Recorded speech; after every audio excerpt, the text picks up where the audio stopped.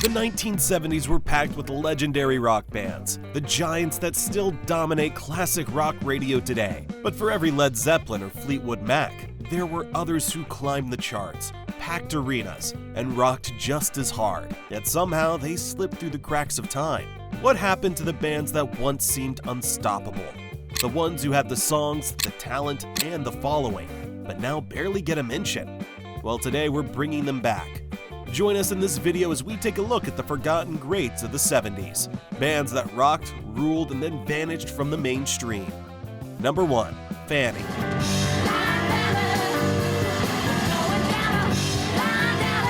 Before the Runaways or the Go-Go's, there was Fanny, and if you've never heard of them, you're not alone. But David Bowie sure had. He once said, they were one of the finest effing rock bands of their time. They're as important as anybody else who's ever been, ever. Formed in the late 1960s by sisters June and Jean Millington, Fanny was one of the first all-female rock bands to sign with a major label, proving that women could shred just as hard as the boys. They blended bluesy hard rock with tight harmonies and fiery guitar solos, and their stage presence was nothing short of electric. Their 1971 album Charity Ball landed them on the Billboard charts, and they even toured with legends like Jethro Tull and Humble Pie. But despite their undeniable talent and critical praise, Fanny never broke through in the male-dominated rock world of the 70s.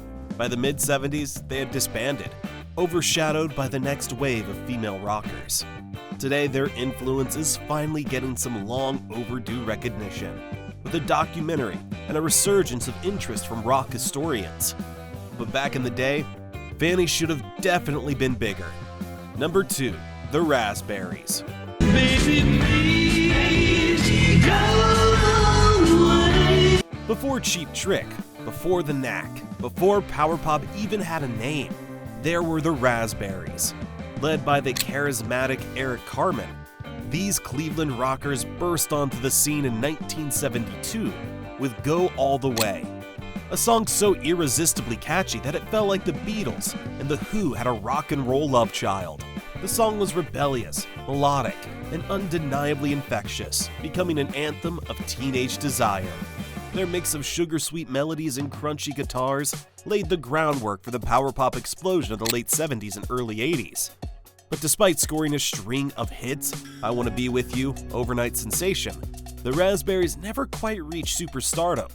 Tensions within the band, changes in rock trends, and a shift toward disco and progressive rock left them stranded.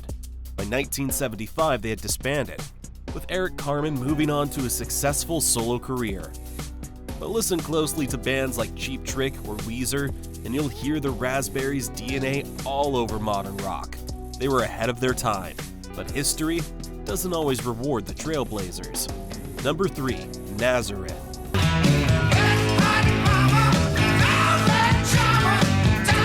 Hailing from Scotland, these hard rock heavyweights started out in the late 60s, but it wasn't until 1975's Hair of the Dog that they made their mark. The title track was a riff-fueled, snarling anthem that practically invented 80s sleaze rock a decade early, influencing everyone from Guns N' Roses to Motley Crue. And their cover of Love Hurts, it became a global hit, proving that a band known for raw, bluesy rock could also deliver a power ballad for the ages. For a while, Nazareth was on top, filling stadiums and churning out rock staples. But as the 80s rolled in, the rise of MTV and changing rock trends left them struggling to keep up. While they never technically disappeared, continuing to tour and release albums, their mainstream presence faded. Still, if you want a taste of pure, gritty 70s hard rock, Nazareth is a name worth revisiting, because trust me, Hair of the Dog still hits as hard as ever. Number 4. Humble Pie. Love me! Make me dizzy, make me! If there's one band that could burn down a stage without a single flame, it was Humble Pie. Formed in 1969, this British powerhouse was a supergroup, before supergroups were a trend. Steve Marriott, the explosive frontman from Small Faces, teamed up with Peter Frampton, a young guitar prodigy who would later take over the world with Frampton Comes Alive. And before Frampton's solo fame, he was crafting blues-infused hard rock that could shake the walls. Humble Pie's early albums were raw, sweaty, and packed with blistering guitar work and soulful vocals. But their real weapon? Their live performances. The 1971 double album performance, Rockin' the Fillmore, is one of the greatest live rock recordings of all time. It's gritty, it's electric, and it captures Marriott's raspy wails at their absolute peak. Songs like I Don't Need No Doctor turned into 10-minute blues-fueled firestorms that could level an audience. But just as they were peaking, Frampton left to go solo. And while Humble Pie continued to pump out albums, their momentum took a hit. Marriott carried the band into the mid-70s, but internal struggles, label issues, and a changing rock landscape wore them down. By the late 70s, Humble Pie was crumbling, and Marriott's tragic death in 1991 sealed their fate as one of the greatest what-could-have-been stories in rock history. Still, if you've never heard Rockin' the Fillmore, do yourself a favor and blast it. It's a perfect example of how real rock should sound. Number 5, The Move.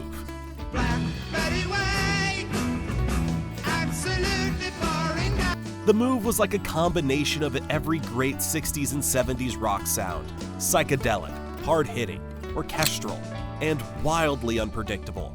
But despite laying the groundwork for one of the biggest rock acts of all time, Electric Light Orchestra, they're now mostly a footnote in history. Led by the eccentric genius Roy Wood, The Move were massive in the UK, scoring hit after hit. They blended the awkwardness of the Kinks, the energy of The Who, and a bit of early metal crunch, making them one of the most inventive bands of their time. But here's where it gets interesting. By 1970, Wood had bigger ambitions. He wanted a rock band with orchestral elements, something grander. The Move slowly morphed into what would soon be Electric Light Orchestra. Before long, The Move dissolved, and ELO took off, leaving their early works in the shadows. Roy Wood, ever the mad scientist, went off to form Wizard, while Jeff Lynne turned ELO into a global phenomenon. The Move's legacy became more of a rock historian secret, rather than a household name. But make no mistake, without The Move, there's no ELO, and without Roy Wood, the world of rock might be a little less colorful. Number 6, Spirit.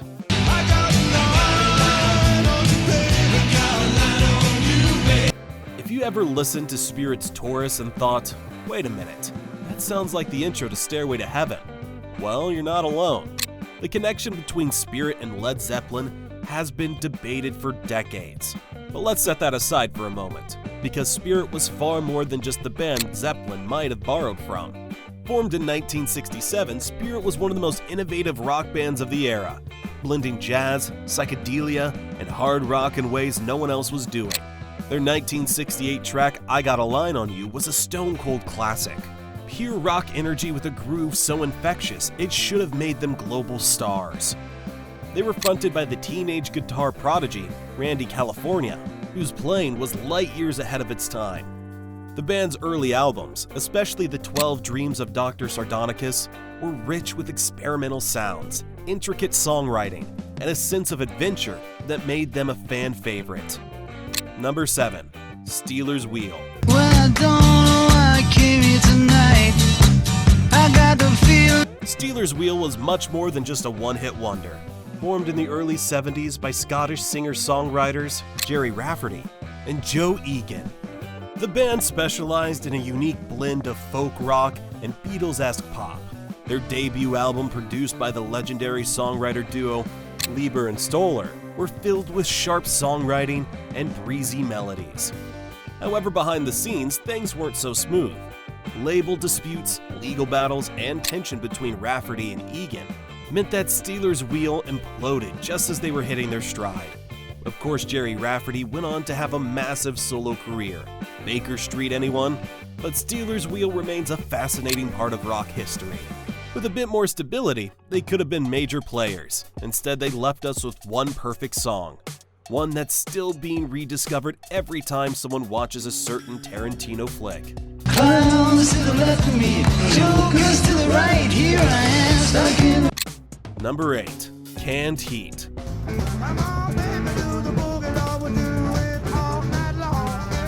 If there was ever a band that lived the blues, it was Canned Heat. These guys weren't just playing music, they were breathing it. Formed in Los Angeles in the mid-60s, Canned Heat took the raw power of Delta blues and cranked it up into something hypnotic, groovy, and uniquely their own. Their deep love for blues legends like Robert Johnson and John Lee Hooker wasn't just an influence, it was their entire identity. They hit their peak at Woodstock in 1969, delivering a spellbinding performance that made them festival legends. Songs like Going Up the Country and On the Road Again became counterculture anthems, capturing the restless, free-spirited vibe of the era. For a while they were riding high, playing massive festivals and even collaborating with their blues idols. But Canned Heat's story was as tragic as it was groundbreaking. Their two founding members, Alan Wilson and Bob Haidt, both died young, Wilson at 27 in 1970 and Haidt in 1981. With key members gone, their momentum slowed, and while they continued performing with shifting lineups, they never recaptured their Woodstock-era success. Today, Canned Heat's legacy is mostly found in the dusty corners of classic rock collections. If you've ever craved a mix of blues, boogie, and pure rock and roll grit, go back and listen to Boogie with Canned Heat. It's as close as you can get to stepping into a smoke-filled club in 1969. Number 9. Mountain. Mississippi Queen, if you know what I mean. Mississippi Queen. You know it, that cowbell intro, that thunderous riff, that voice. It's easily one of the greatest hard rock songs ever recorded. But the band behind it, Mountain, rarely gets the credit they deserve. Led by the burly powerhouse guitarist Leslie West, Mountain emerged in the late 60s with a sound that bridged blues rock and proto-metal. West's thick, distorted guitar tone was huge, and paired with Felix Pappalardi's bass and production wizardry, he had worked on Cream's Disraeli Gears. They had all the makings of a hard rock juggernaut. They played Woodstock before they even had an album out, and when Mississippi Queen exploded in 1970, it looked like they were on the fast track to rock immortality. But here's where it gets messy. Internal struggles, substance issues, and Pappalardi's tragic murder in 1983 kept Mountain from ever reaching their full potential. While they continued to tour and release music, they never quite broke out of the shadow of their biggest hit. And that's a shame, because albums like Climbing and Nantucket Sleigh Ride are loaded with monstrous riffs, bluesy depth, and some of the heaviest rock of the early 70s. Number 10. Argent.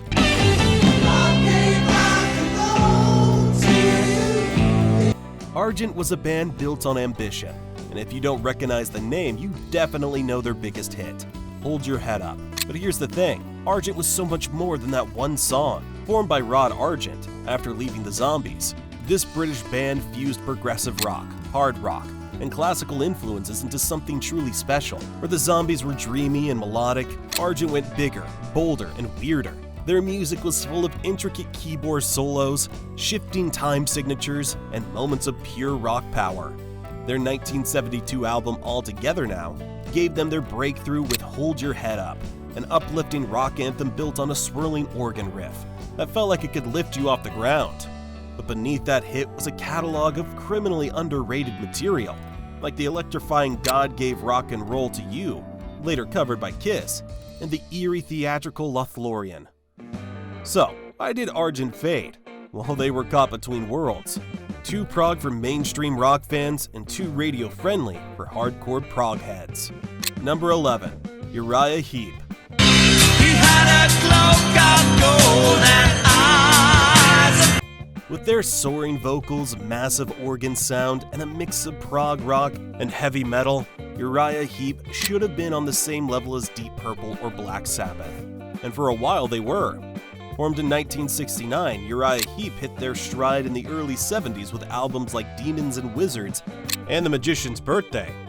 Songs like Easy Livin' and Lady in Black showcased a sound that was both hard-hitting and theatrical, with operatic harmonies and mystical lyrics that felt like stepping into a fantasy novel. And they weren't just a studio band, they had the live chops to back it up, selling out arenas worldwide and becoming one of the top-grossing acts of the mid-70s.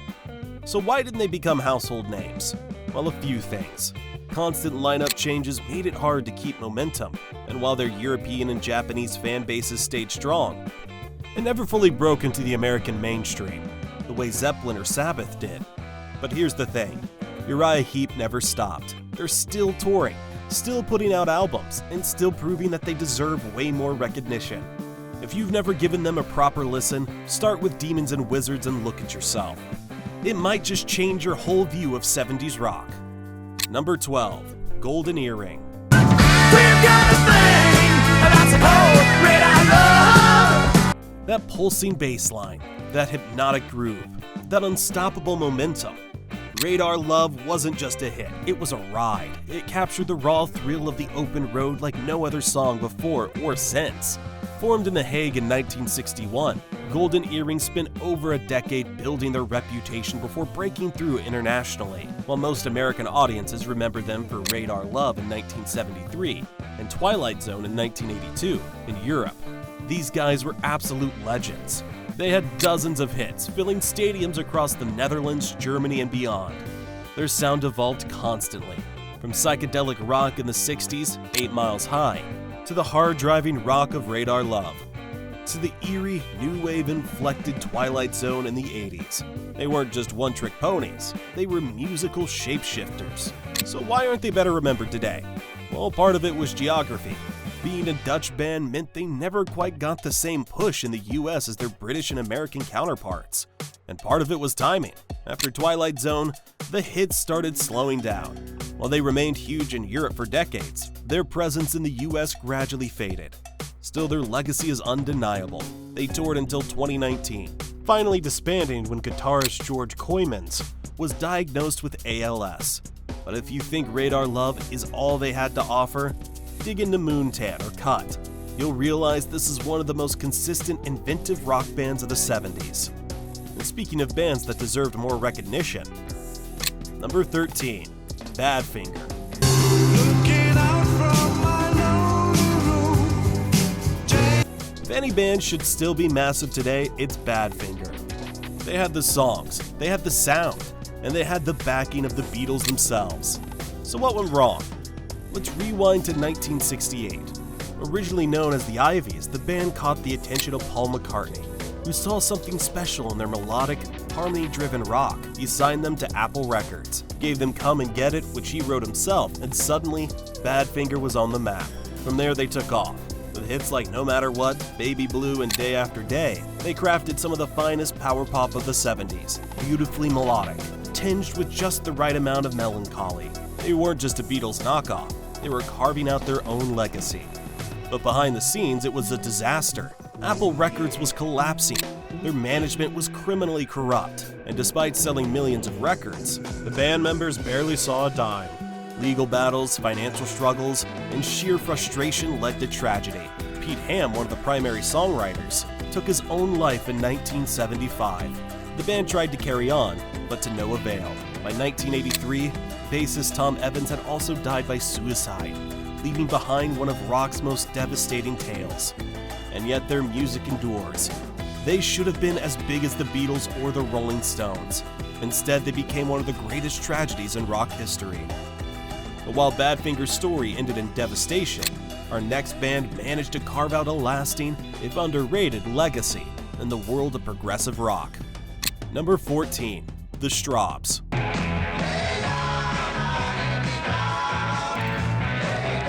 The Strawbs were a band in constant evolution. They started in the late 60s as a folk group, rubbing shoulders with legends like Sandy Denny, who briefly sang with them before joining Fairport Convention. But by the early 70s, they had transformed into something much bigger, a progressive rock powerhouse. Albums like Grave New World and Hero and Heroine blended folk storytelling with the grand theatrical sweep of prog rock. One moment they were singing delicate acoustic ballads, the next they were launching into epic, mellotron-drenched compositions that could rival Genesis or Yes. Despite strong UK and European followings, they never fully broke into the American mainstream. Maybe they were too folky for the hardcore prog crowd, and too proggy for folk purists. Either way, while bands like Jethro Tull and King Crimson became household names, the Strawbs soon vanished from the mainstream. That brings us to our next entry, a band that did have a massive hit in the 60s, but spent the 70s crafting some of the most underrated albums in progressive rock history. Number 15. Procol Harum.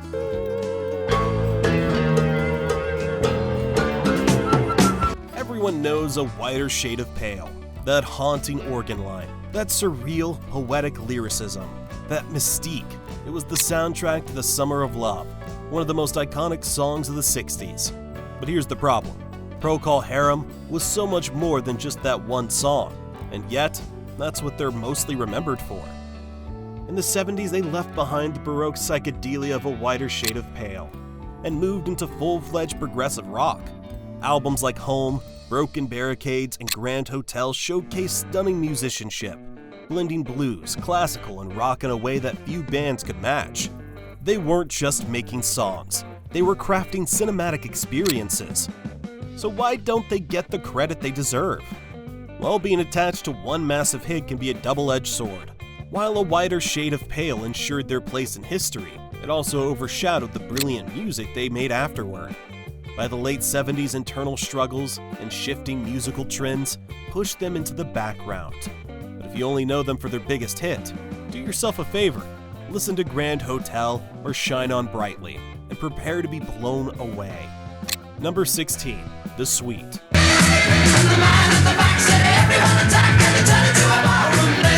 Glam rock was all about attitude. Big hooks, big hair, and enough glitter to blind an audience. And no one did it quite like the Sweet.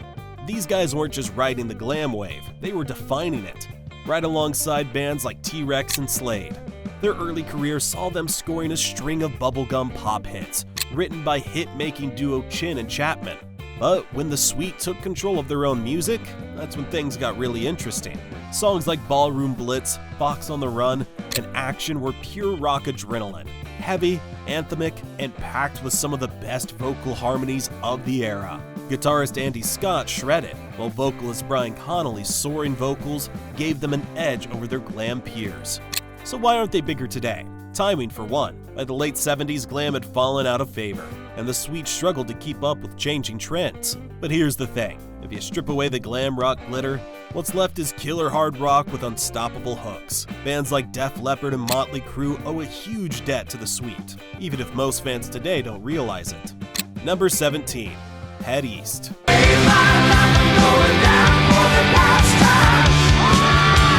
You may not know Head East, but trust me, you might have heard their song once or twice. Never Been Any Reason is one of those tracks that sneaks up on you. The second that soaring, harmonized vocal intro kicks in, did you see any action? Did you make any friends? You know you're in for something special. It's pure, fist-pumping, blue-collar arena rock magic. Formed in Illinois in the late 60s, they had everything needed to make it big. Tight musicianship, anthemic choruses, and a sound that fit right alongside bands like Styx, REO Speedwagon, and Kansas. And for a while, they were on the rise, playing packed-out shows across the Midwest, opening for headliners such as Kiss. But Head East never quite landed that one massive album to push them into the mainstream. They had solid sales, they had radio play, but they lacked that final breakthrough moment for longevity. Still, Never Been Any Reason remained an absolute monster of a track, a perfect description of everything great about 70s rock. And if you dig deeper into their catalog, you'll find a ton of hidden gems waiting to be rediscovered. Number 18. The Babies.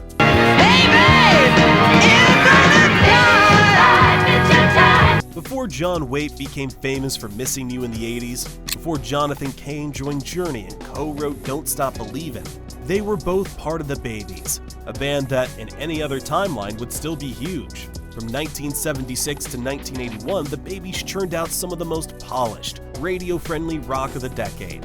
Tracks like It Isn't Time and Every Time I Think of You blended arena-sized choruses with just the right amount of sentimental heartbreak. Waite's voice was pure emotion, equal parts gritty and soulful, while the band's slick production made them feel like the next big thing. So what went wrong? Bad management, constant lineup changes, and a frustrating inability to break through to the next level. Despite touring with Journey and Styx, they never got that career-defining smash hit. By 1981, the strain was too much, and the band called it quits. The Babies remained in that weird in-between space. Not quite forgotten, but never quite getting the recognition they deserved. Number 19. Rare Earth. What twiddly-deep, twiddly-dum. Look out, baby! Motown and rock and roll don't always go hand in hand, but Rare Earth proved they should. In the late 60s, Motown was dominating with soul and R&B, but they saw an opportunity in the booming rock scene. That's when Rare Earth came into the picture, a white rock band signed to a primarily black label, tasked with breaking rock fans into the Motown fold. And damn did they deliver. With a mix of hard rock, funk, and extended jam-heavy grooves, Rare Earth created some of the most unique rock of the early 70s. Their breakout hit, a 12-minute-long cover of The Temptations' Get Ready, was a monster, blending soulful vocals with raw rock energy in a way no one else was doing at the time. So, why aren't they mentioned in the same breath as other 70s rock giants today? Part of it was their sound was hard to pin down. They weren't fully a rock band, they weren't fully a funk band, and they didn't fit neatly into radio formats. Plus, as Motown shifted focus in the mid-70s, Rare Earth got pushed to the side. Still, their influence lingers. If you love bands like Grand Funk Railroad or Chicago, Rare Earth deserves a spot on your playlist. Number 20, Angel.